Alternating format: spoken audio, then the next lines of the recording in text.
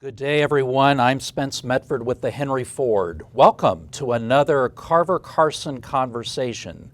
Today, our conversation is with none other than Alice Waters. But before we ask Alice to join us, I'm joined today with my friend and colleague, Dr. Deborah Reed, the Curator of Agriculture and the Environment at the Henry Ford. Good to see you, Deb. Good to be here. Our Carver-Carson Conversation today is with Alice Waters, and if you don't know Alice, I'm hoping by the end of this conversation you'll know Alice a little better. For those of you who don't know, Alice is the founder and owner of Chez Panisse Restaurant and Cafe in Berkeley, California, my all-time favorite. She founded the Edible Schoolyard Project and has received numerous awards, including the National Humanities Medal, the French Legion of Honor, the Wall Street Journal Magazine Humanitarian Innovator Award, not one, not two, but 3 James Beard Awards. Alice is the Vice President of Slow Food International and the author, I believe, Deb, of 16 books. And one of those books we're here to talk about today. We Are What We Eat, a Slow Food Manifesto. Alice Waters, welcome to the conversation. Thank you. So Alice, let's start with a little bit about you first. Now you, I believe, if I've done my research correctly, you grew up in New Jersey. You grew up in the 1950s during the dawn of automation and convenience. You weren't born the counterculture cook that I've heard you describe yourself today. Can you tell us a little bit about your childhood, maybe a memory or an incident that may have inspired you or put you on the journey of where you are today? Well, I've probably told this story a number of times, and it's in my autobiography, but it kind of says everything. Because my parents had a victory garden in Chatham, New Jersey, back in, well, the 40s, during the war and after. And they dressed me one year. My mother made a costume for Halloween. I was the queen of the garden. She made pepper bracelets and she, an asparagus skirt. And I won first prize at the local costume contest. And I'm sure that had made an impression on me. So, yeah. Could you have imagined, going back to your childhood, that you would become the change maker that you are today? Because you really are a change maker. I never imagined what was going to happen to me. I never had this idea of a career and you're going to grow up and you're going to be this or you're going to be that. I did have a very impressive 3rd grade teacher who loved birds and rocks and gave me one that I still have. Oh my goodness. But it was that engagement with the natural world. She would take us on bird walks on the weekends. Little 3rd graders would all go out with her husband and herself, and we'd make a little lunch in the woods while we were looking for the birds. So that was important, and it was before television. Let's put it that way. Alice, those 3rd grade teachers make such an impression, as you have made an impression on us, I believe. You've written what we believe is a seminal book. It helps us view your book, I should say, is a critique of our current relationship with food and the environment. And it's a hopeful roadmap as well that can save us from ourselves. And you've actually said that the power of food can change people's lives. And isn't that message the guiding principle of your whole manifesto? It is. Because it's not just about knowing where to buy the food, going to the farmer's market, even cooking. It's really about sitting down and eating together. Mm-hmm. It's about making a table beautiful by just lighting a candle. It's about really the beauty of seasonality, of choosing food that is just ripe at that moment in time, and then letting it go until it comes back the next year. Yeah. It keeps you in time and place. And I have talked a lot about the awakening of the senses, because I feel like we are in this country sensorially deprived. Mm-hmm. Maria Montessori used those two words way back in the 1880s when she worked with children in schools in the slums of Naples and in India. And she wondered, how do you teach children who are sensorially deprived, that they're not hearing and seeing and tasting and smelling and touching?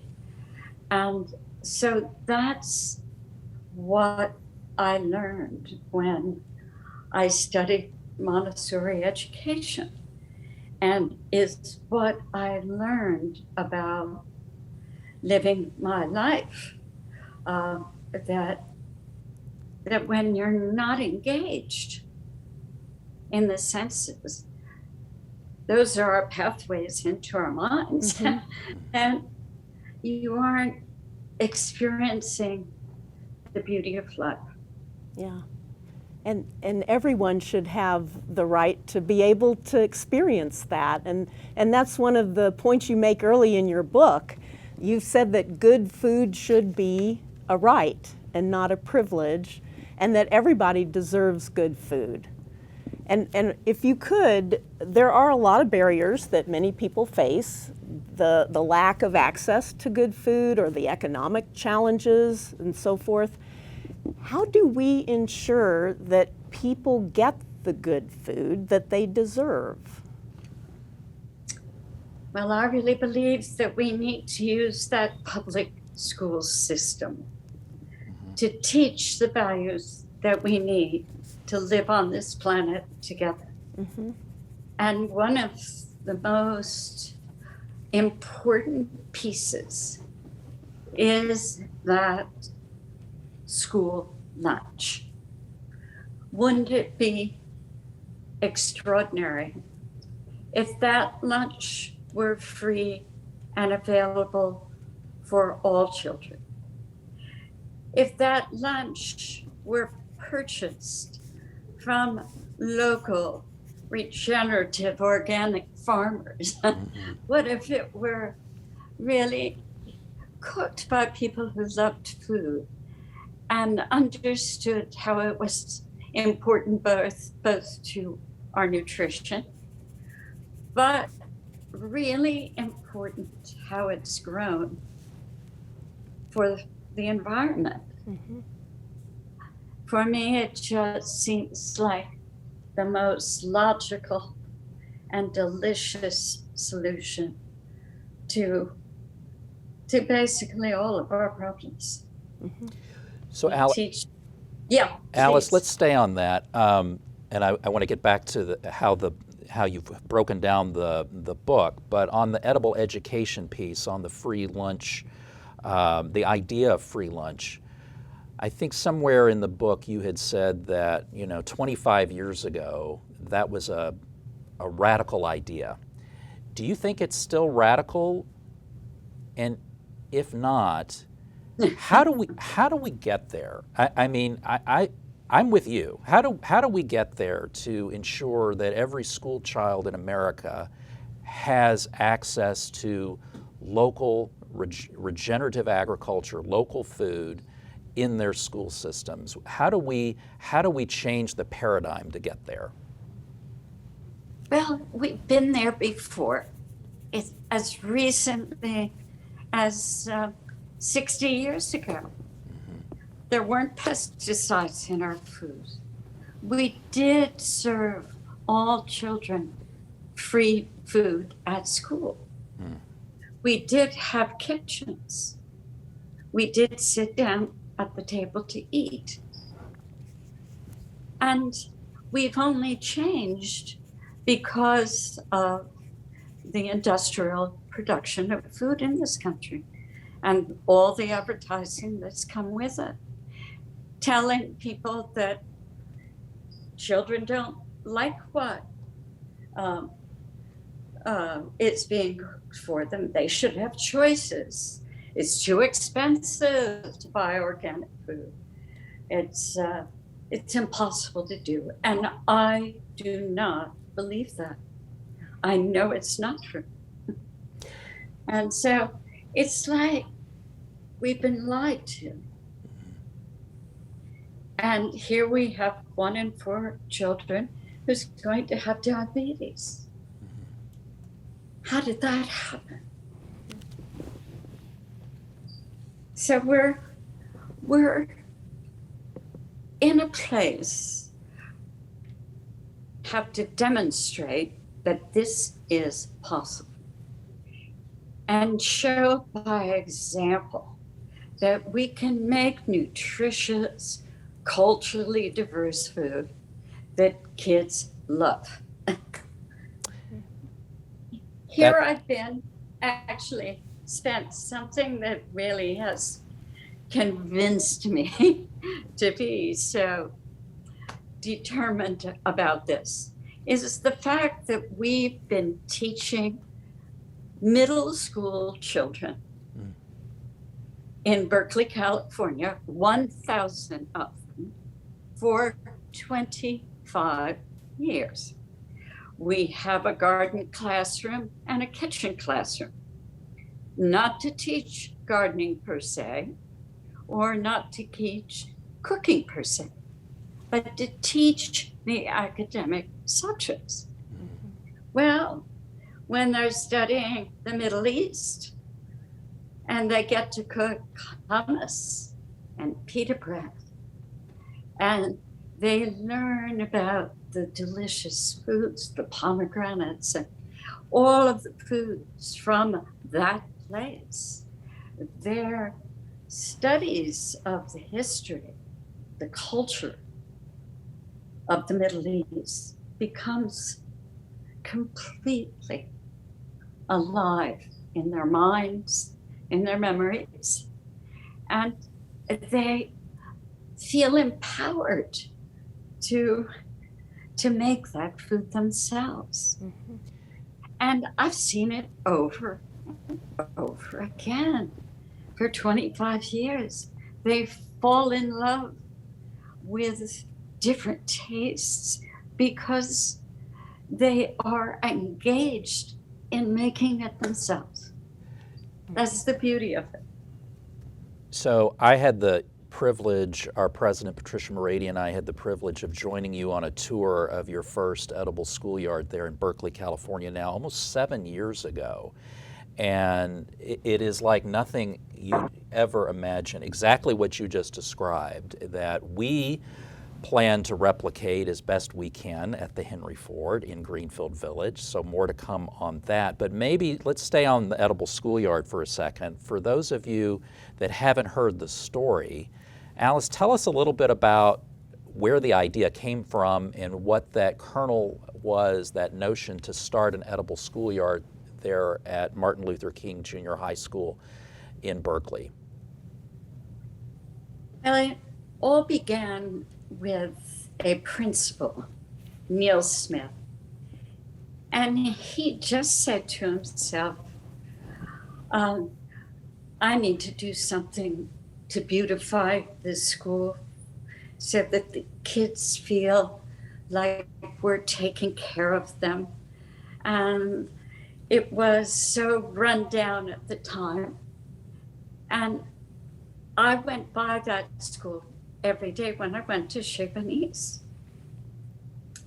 So the principal called me up and said, would you come and see how we could make a garden here?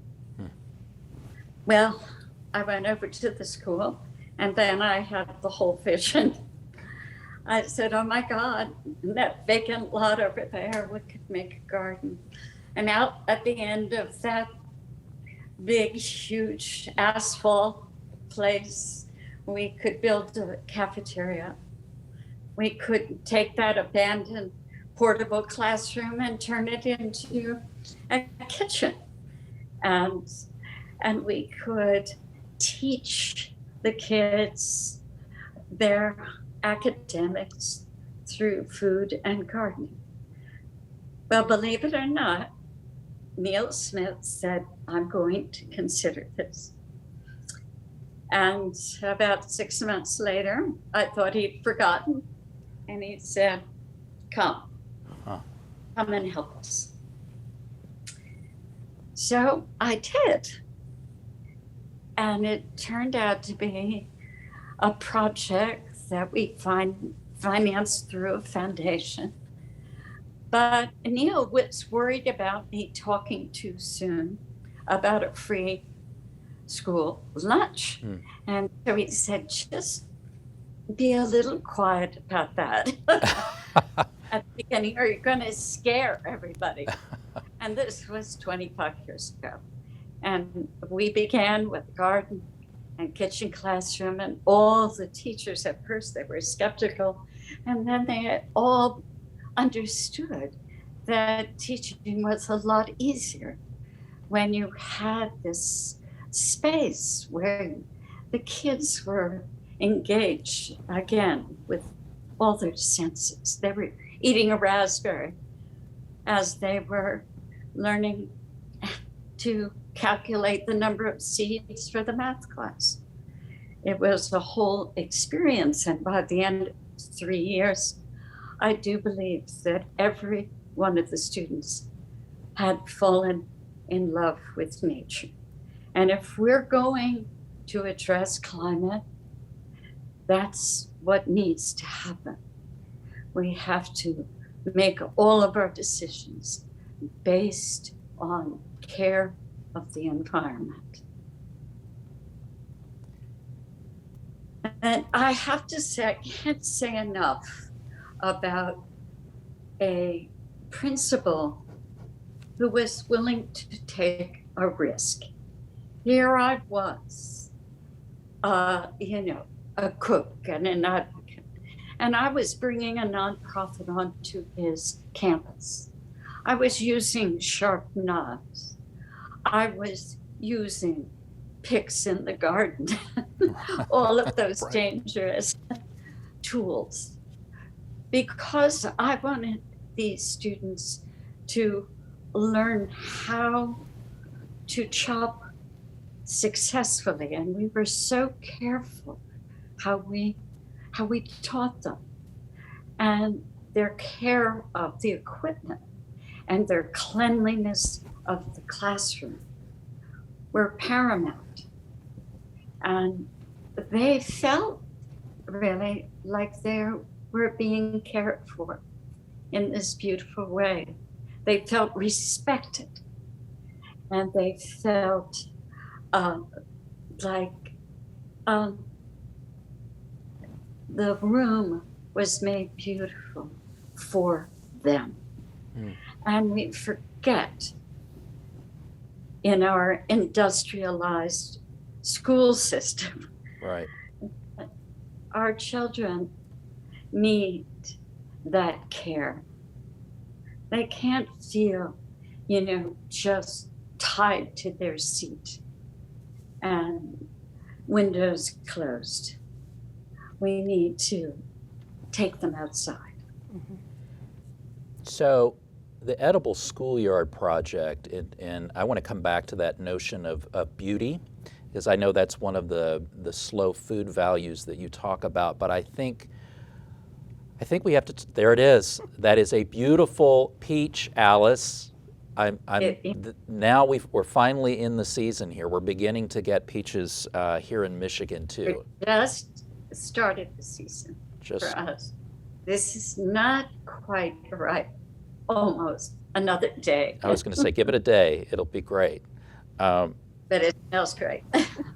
So when we talk about beauty and that beautiful peach, we can't, I think before we talk about beauty, we have to talk about, in thinking about the way your book is organized, it's, what's the state of the world today, and you talk about a fast food culture ruled by fast food values. And, the antidote to that is a slow food culture. And we've been talking about slow food values that our next generation can grab hold of through the Edible Schoolyard Project. But when we think about fast food values for our audience, what are they? And what, in your mind, are some of the most dangerous values that we don't even know we're exposed to or we're living through because we've been so desensitized to all of this? And we've been really indoctrinated to want to eat fast food or eat in a fast food way. And my theory in the book is that you may eat the fast food that's not so good for you, but at the same time, you're digesting the values of the food you're eating. And one of those values is that everything should be fast, cheap, and easy. So your life is speeded up. Fast, cheap, and easy. Right. It's okay to eat in your car. It's okay to eat in your car. Another value that we digested is that everything should be available all of the time. We should be able to get, avocados year round and in Denmark in the winter. Well, we've never eaten like this before. It means that food is traveling around the world. It's not picked when it's ripe, and it's industrially produced to meet the demand for avocados year round. And that's something terribly serious for climate. And maybe the most serious is the idea of availability. But there are many, many other values that are very scary. One about uniformity. Food isn't uniform. You get a slightly bigger peach or smaller peach, or that uniformity really comes at a huge price because you are using those herbicides, those pesticides. You're picking things when they aren't ripe. You're boxing them. You want them for shippability, and that's changed the taste of everything. And if it's not uniform, we think there's something wrong with it, when in fact, I'm kind of looking for the fruit that has a little blemish on it, because I know that it shows a little ripeness, and I want that one. And I'm thinking that it comes from a farmer who is really paying attention. And the shippability and uniformity are indications that this is not real food from my criteria. Alice, one of the things that you make so clear in your book is that it is about food and that fast food culture. But one of the consequences of uniformity in a fast food culture seems to be that we lack appreciation for diversity, and not just in the foods, but in all of culture. And I wondered if you could just expound a little on that. Well, I really believe that the biodiversity of nature and your appreciation of that, knowing that you need that in the soil, the diversity of little bugs and all of those enzymes that are around the vegetables. That is what brings them the good nutrition. And Bob Kennard used to say his carrots were 10 times more nutritious than anybody else's because of the way he farmed in this regenerative environment that gave every little one of those those creatures an importance to the ultimate crop that was being picked. And I think of that idea of regenerative in the way that I run a restaurant, that it takes a lot of different people's ideas and palettes to work together to create a meal and to create an interesting space and to greet people from all around the world, and older and younger and of all cultures. That is what the experience gives to me. And I can't understand how we have come to be so divided, so afraid of each other. And it comes right back to the place of a lack of appreciation for biodiversity. When we want just that unblemished banana, Right. always we want, we're seeing a kind of monoculture that is frightening to me and is against nature. And we are, of course, part of nature. And we need that diversity to be whole, to be all that we can be.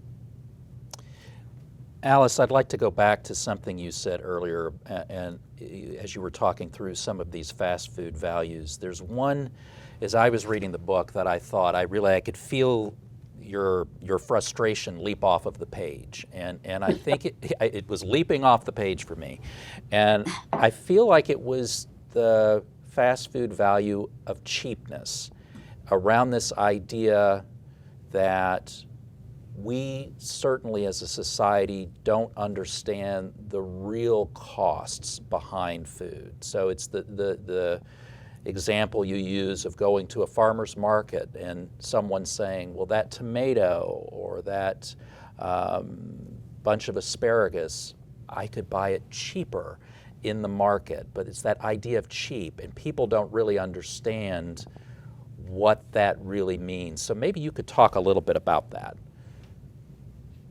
Well, I'm glad you felt it leaped off the paid. It did, big time. Because it's something so wrong. Since the beginning of civilization, we have always treasured food, always number one. And all of a sudden, here we are in the 50s, and we're told that food can be cheap. And we're really told that people who charge more are not, they're the elitists who want things more expensive. And this idea only works of cheap food if you don't pay the farm workers, if you don't pay the people who work in your restaurant, and if you are using the products that are developed specifically for the ease of packaging rather than they're being good for the economy. I mean, for the environment. So it comes at a great cost, and it costs in our health big time, and it costs in our environment. So we need to understand how to cook affordably. And that is something that has really been lost. We don't think we can cook, and that's why we are buying food delivered. And when in fact, if I'm prepared, I can cook very quickly and very affordably. I don't like to use the word cheap because I want to honor the food. It's precious, but it definitely can be less even expensive than fast food if you are in a regular habit of cooking through the week. So I'm always using those chicken bones and making a broth for fifthly down in the week. I'm using those stems of the rainbow chard, putting them in with the sauteed greens. I'm using a lot of garlic, using olive oil. That's where I spend my money. But I know that we can make school lunch at the same price we are paying for fast food. Well, so that's I know we're excited about that. Thinking about our own school lunch program. We now, in spending a lot of time with your book, Alice, it seems to me that the slow food values, switching to a slow food culture, moving into slow food values is really the antidote to how we're going to really put a positive, how we're going to save us from ourselves and save the next generation. And it comes another value that seems to leap off the page for me in the slow food values is beauty. You talk about beauty, and that was a little surprising to me. Why is that for you one of the most important slow food values? I guess it was the value that I experienced when I was 19 and I went to Paris. And I had never been out of the country before. And to come to a city that at that time, in the middle of the 60s, It was before fast food got there. And there were little markets on all the side streets. I saw food that I'd never seen before. I feel like I tasted food I'd never tasted. But I could go to a concert as a student for free at that time in the Opera House. Or I could go into a church in the afternoon and listen. I could go to the park, and there were parks everywhere in Paris, and walk by the river. And it was a big cultural experience for me. And when I came back home, I said, I want to live like the French. And I knew it had to do with food to begin with. It were those long meals that we had with friends at simple little small restaurants run by families. And the menu changed all the time. And I loved that taking time and the conversations we had at the table. So that became really important for my life. I wanted the beauty. I wanted to fold the napkins for the table. I wanted to light the candles. I wanted to take the time. And so I started inviting friends over, and we all cooked together. And that's how the restaurant came into being, because we knew that it was something that we loved. I wanted to do work that I love doing. I can't imagine that we have accepted in this country doing work that is so degrading, that is in a factory, that is really so painful for me to look at. No windows, no place to really sit and have a lunch. And we've accepted this as a job.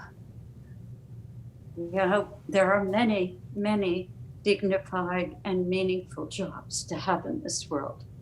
And I know a lot of them have to do with growing food, making bread, making tortillas, making food that is nutritious for other people to eat, and especially at school. Yeah. You make the point, I think, very clearly that it's making it together that's really even most important. And you bring that up. One of my favorite lines in the book really is about biodiversity, which you've talked about really well already. But you say that biodiversity shows us how we all need one another in order to create something that's greater than the sum of its parts. And I love that. And I wondered if you could maybe expand on that just a bit more. Well, I always go back to Jimmy Carter's Habitat for Humanity. I think about the barn raisings that happened in this country at the beginnings. And there's something about doing something together very quickly, almost magically, all taking a piece, and we can build the house in a day. Well, I had this experience of not of building a school in a day, but of completely painting a school inside and out, and planting a garden around the school in San Francisco.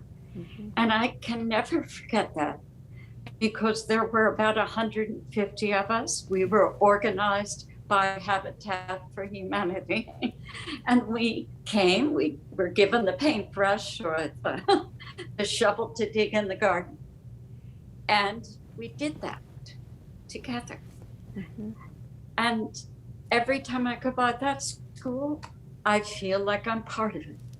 And why aren't we working in this way? I love that about creating a meal at the restaurant this way. Mm-hmm. We don't ever know what it's going to be like until it's done. And we talk about what we have to cook with, what came in that day. And then we all think about what part we'd like to play, what thing we'd like to cook most. And that's part of it too. So important idea in my life. And when I saw the AIDS quilt being made in that way, I made a square for it. I made a patch. Mm. We all sewed together our patches from the restaurant and we sent them to Washington. And it was laid out at the mall. Mm-hmm. But we can do this. Mm-hmm. We need to be organized, and then we can feel empowered. And that's what I'm trying to do at the University of California, which is so able in its brilliance of research to really create the ways in which food not only can be grown around the state and made, but how we can bring them to the students, how we can engage the students. Mm-hmm. This is something that has been lost in our education, and I know it can come back quickly. Yeah. Well, and that ties so well to your other slow food value about seasonality too, because it's beyond what may be available in any season, but you say letting go of this constant availability doesn't have to be restrictive. It's liberating, or it can be liberating. And that's what you've just described. I really think it's kind of the gateway to finding local organic farmers. Mm-hmm. We used to go to farm stands in the early days of Chez Panisse and buy big bags of corn because we knew it had just been picked. Mm-hmm. But we got to know the farmer that way.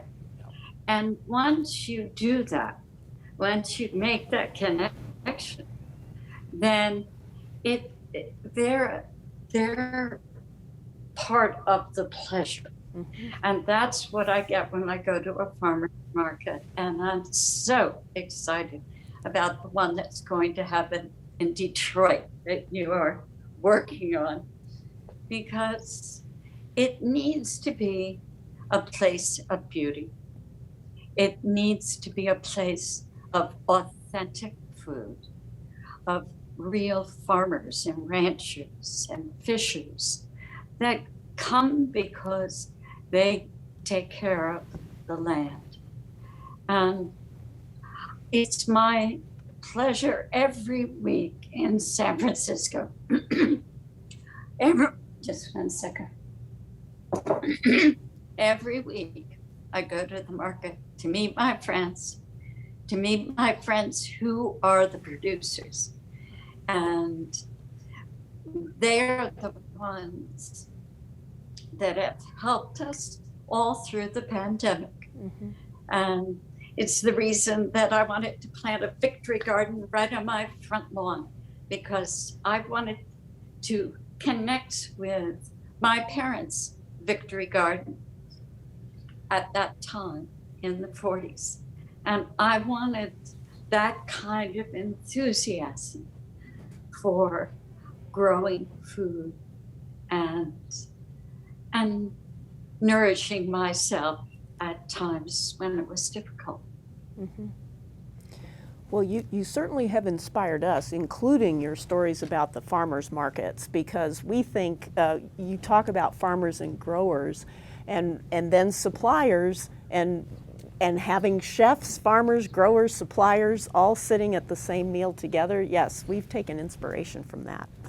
And think of that as one of the opportunities or ways we can develop here at the farmers market that is going to be at Greenfield Village in Dearborn, to help share this lesson of what it takes to help keep growers in the field and suppliers of local food for all those children. And bringing your children to the market. Yeah, they children love of it all too. ages. Right. Well, no question. Yeah. They like to shell peas and beans. So, I mean, one of the things, Deb and you and I talk about all the time is how do we, ensure there are enough, how do we, what is needed to ensure that the country can support more local farmers, food workers, to support them directly as an alternative to maybe the industrial agriculture that you talk about in the book. For example, now this There is. No, I was just going to say there is enormous buying power in the public school system at the university. And we need those people to really kickstart this in a way that K through 12 can follow. But even just having set out in the world, like we did at Chez Panisse 50 years ago, we said, who will pay you the real cost of food? Yeah. We'll come and pick it up from you. We'll bring you our scraps and we'll take the food back to the restaurant. And it was that quickly built a network of 85 people who sell to Chez Panisse and who are the economic stimulus and the devotion to the farmers and the ranchers and the absolute assurity that all of their crops will be purchased by me or by a school system. It's the lack of assurance that is the biggest impediment to people going into farming. They don't know what's going to happen when the crop is low, and they're worried about money, and we have to help them. And that's why I call it school-supported agriculture, because we care for them in the same way that communities support agriculture. We take what they have. We know that we need to help them. And that's the way we're going to lift up farming and ranching in this country. We're going to do it through the public school system. You say it so well, this link between the local economies and reimagining the schools from the inside out. And that idea of school-supported agriculture really resonates when you think 20% of the population go to school. That is an economic engine for local growers and local economies. And we appreciate your providing the roadmap as we work towards that with Henry Ford Academy. We may come calling with the word out that you're willing to pay the real cost and that you believe in them. That is the message that needs to go out in the world. We treasure you, the teachers, we treasure the farmers, and we have to dignify them by paying them a real living wage. Mm-hmm. And we have to know that it's those people who are feeding us mind and body.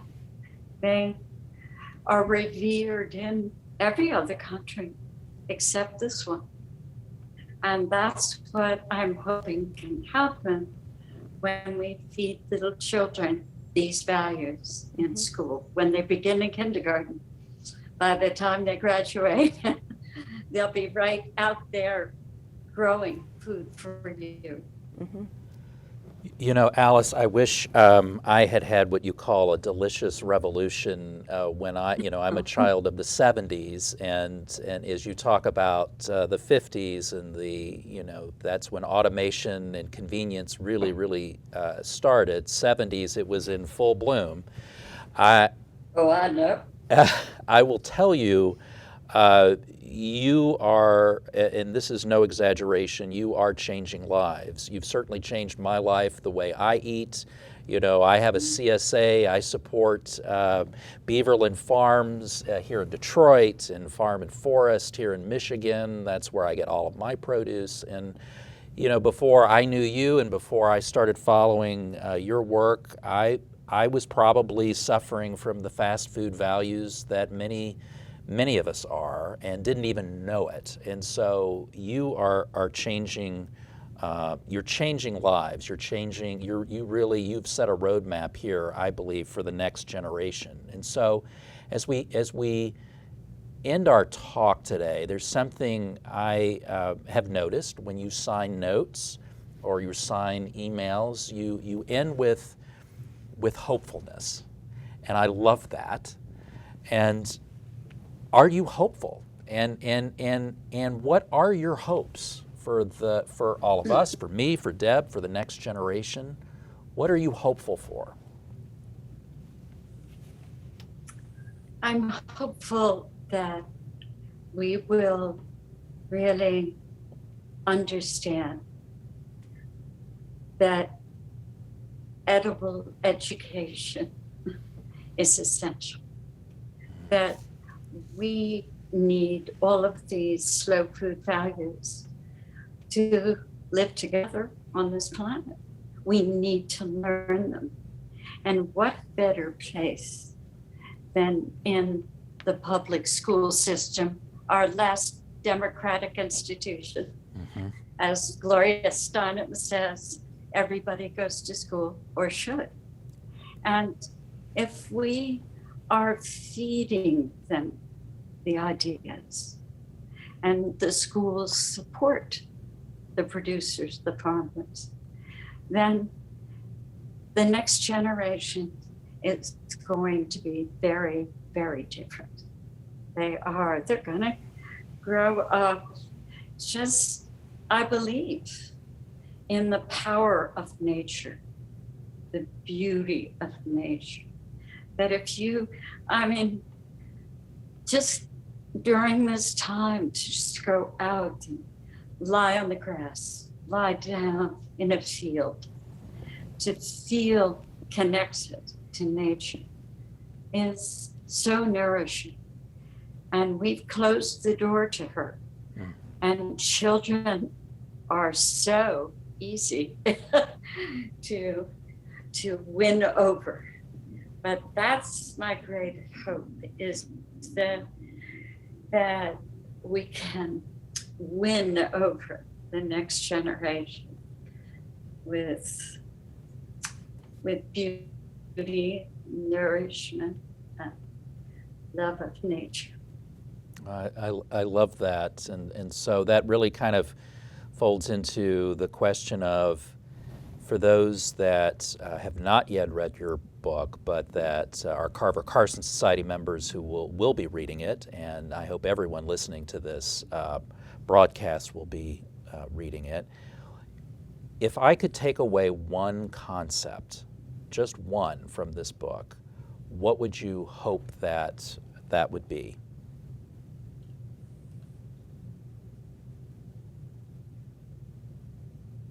I'm debating between You could pick two. If you want to pick two, Alice, that's okay. cooking and sitting down at the table together. But I think the one concept is know where your food comes from. Know everything about it. Ask the questions. Where is this apple from? Is it organically grown? How can I tell?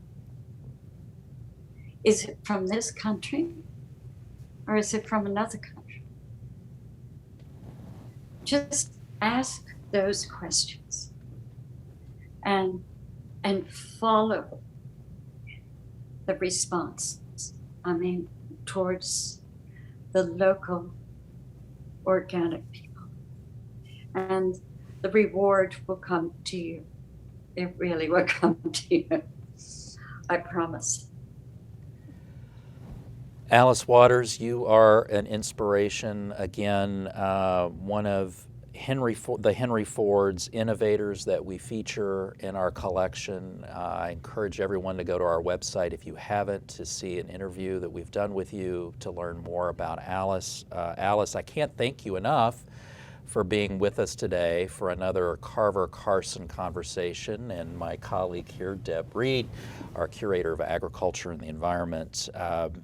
You're an inspiration to us all, and I encourage everyone to read We Are What We Eat, a Slow Food Manifesto. It really is a roadmap for the future and a roadmap we should all enjoy following on this delicious revolution that you've set us on, Alice. So thank you for being with us today. And thanks to everyone listening to us, our Carver-Carson members. And by the way, if you are not currently a Carver-Carson Society member and would like to be, please go to the henryford.org/Carver-Carson Society, where if you want to join us on this delicious revolution and be a part of the Detroit Central Market and the Edible Education Program at the Henry Ford, we want you, we want to know who you are, and we want you to be a part of this journey. And Alice, I think you probably do too.